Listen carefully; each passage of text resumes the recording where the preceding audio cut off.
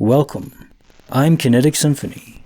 I hunt down and report on weird and true mysterious stories, from glitches to the paranormal. Case file number 831, written by remotecontrolraccoon. Remember that time we teleported? I was recently on call with my mother, and without prompting, she brought up this glitch. This story is about 5 years old now, give or take a few months. For a while, I thought maybe I had dreamed it or something, but my mom corroborated my story. I was 18 at the time, and it was my first Thanksgiving that I wasn't in school. My mom and I were taking our usual 7-hour trip up north. On holidays like this, it was more like 9 hours, to our family in New Jersey for the holiday. We used to live up there, and since moving down south, we made, and still make, the trip up north about 4 or 5 times a year. Needless to say, we are abundantly familiar with the interstate. We're abundantly familiar with the entire route, to be honest. The way we always go is by taking Route 64 to 295 before getting on the interstate, the beautiful I-95. It sucks, it is always filled with traffic, so naturally the two of us leave at ungodly hours in the morning. This doesn't bug either of us, really, because we both wake up early anyway. So this trip started off like any other. We were out the door by 6:15, had our Chick-fil-A in hand by 6:30, and we were filled up on gas and on the road by 7 or so. The first part of the trip was fine. We put on music, talked about random stuff, and gossiped as mothers and daughters do. By the time we got to the 295 exit, it was still fairly early, but both of us were wide awake. She took the exit and we were set. The road looked as it always did and nothing was out of the ordinary. After a few minutes of driving, though, something felt very wrong. Gone were the multiple lanes of the highway. We were now on what looked to be a country road. It cut through a cornfield and only had one lane of traffic in either direction. We were, as far as either of us could see, the only ones driving on that stretch of road. There was a little farmhouse on our right, but that's about all. My mom and I were both really taken aback because we had just been on the highway. Neither of us had noticed any exits, nor had my mom gotten off at the wrong one. We had been on 295, and then suddenly we weren't. My mom tried to rationalize it at first, saying that she probably wasn't paying attention because she had a bit of a headache forming and had just gotten off at the wrong exit. At the time, I agreed with her, but something felt very, very off, and suddenly the Chick-fil-A breakfast wasn't sitting so well anymore. There weren't any signs for directions, only a few speed limit signs as we kept going. When I looked at the dashboard clock, too, only a minute or so had gone by. By the looks of it, we were in the middle of nowhere, Virginia. Time to me didn't seem to match up, but I just felt weird and dizzy at that point. My mom decided to keep driving forward. I don't know why she didn't just do a U-turn so we could go back, but she's always been the one to prefer to get actual directions. We didn't have cell service either, so that may have been why. That's pretty normal for rural Virginia, though. I work on a haunted farm during the Halloween season, so I'm pretty used to spotty reception. Corn stalks do not a cell tower make. Well, we kept on driving. We came to what I guess was the census-designated place's idea of a town. By this I mean there was a service station and a church. We stopped the car, they filled us up, and my mom asked for directions. The guys were pretty nice, your typical laid-back Southerners.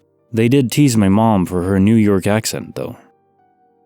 When we explained that we'd gotten turned around coming off 295, they looked really surprised. The younger of the two guys said that coming from the direction we had, we were driving towards 295 north, not away from it. That really threw us for a loop. They asked if we'd ever done this trip before, if we were new to Virginia, etc. And were very shocked when we said yes, we've taken this trip many times before. We all got quiet after that, and my mom and I got back in our car and drove another 20 minutes to get back on the highway. Once we were back en route, the pit in my stomach went away.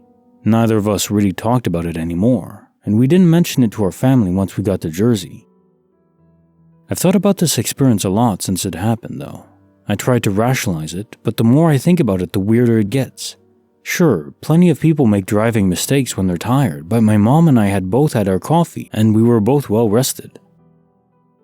What really trips me up is how we were driving towards 295 and not away from it, and how far away from the exit we were on that country road. That and how little time had passed between being on the interstate and then not being on the interstate. Like I said though, I thought maybe I'd just dreamt it. I was on the phone with my mom yesterday though, and she brought it up out of nowhere. I guess she was thinking about it because we're trying to decide what to do for Thanksgiving. She asked if I remembered that time we teleported, which is a very funny way to start a conversation, but then she got serious and said that it had freaked her out. She recounted the events almost exactly how I did, except she did say there was a sign along the country road pointing towards the service station. Regardless of what actually happened, it was a bizarre and jarring experience. At least it taught me to always appreciate friendly gas station employees. Case notes for file 831. Remember that time we teleported? So I read a comment in the thread that could possibly explain it, at least to some degree, in that there's a carbon monoxide leak that was feeding into the cabin of the car, and that could explain the headaches, that could explain the memory loss and behaving weirdly, obviously driving away and then back towards the highway that you came from. It wouldn't entirely explain the fact that there was no time gap. If there was just a memory loss issue going on here or discombobulation from the carbon monoxide poisoning, then presumably there would be a lot of time disparity going on because it would take you time to drive all the way away from the highway, then turn back and drive back. But you said there was a minute gone. And it also doesn't fully explain coming back onto the highway and then the weird feeling in your gut going away, and presumably nothing else happened. If there was a leak, well, it would continue even after this weird anomaly while you're back on the highway, so presumably would happen again. You'd have this weird encounter where you keep going off the highway or just being in weird spots for no reason. And I think there's some validity, especially for other glitches, but I don't quite think it fits here. Unless we combine it with a glitch where there was a gas leak, and that did account for the headache and feeling a bit weird when you got on the highway, and you both died from it, which is actually something that does happen, and you don't even really notice it. Besides the headache and feeling sleepy, you just die, because you don't have enough oxygen going to your brain. You're both transposed to a new universe, and then in that universe, for some reason, you're driving towards a highway from an off-road. I don't know why you'd be coming from that direction, because presumably you both live in the same area, and they just took a back road for some reason in that other universe. That could explain it, I think. Creepy file number 63, written by needaredesign. Videos tell 1,000 words.